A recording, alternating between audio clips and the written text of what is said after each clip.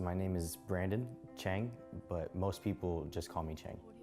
I was born in Fort Lauderdale, down the street on Flamingo Road in Memorial, actually, right down the street from Cooper City campus. My parents started attending Flamingo Road. It was Flamingo Road Baptist back then, and it was in 1991 when they started. They kind of just heard about it because there wasn't much going on in Pembroke Pines back then, so it was easy for word to get around. All these buildings weren't even here yet.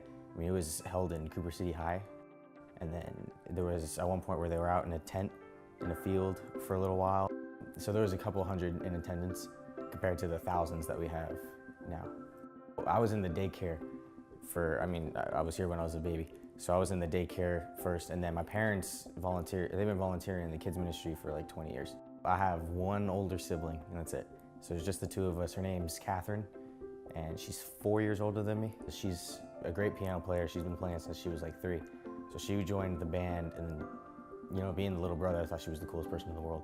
So I just wanted to do everything she did. So the person that really got me into serving was my sister. All of her friends were my friends back in the day. So I kind of just followed her around for the first 13 years of my life.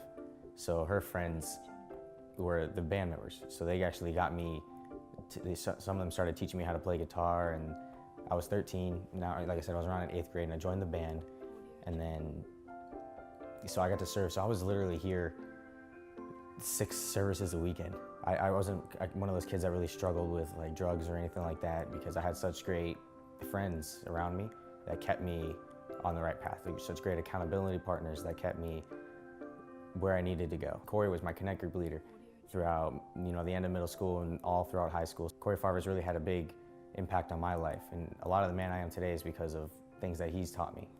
As a Temple Centurion, it's my idea of giving is to help those who don't have a story like mine.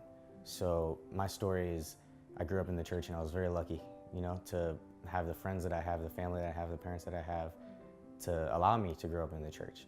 So it's been such an unbelievable experience and such a happy experience that I want others to experience that too. You know, I have such a desire to grow my relationship with God, but I don't have the desire to just do it alone.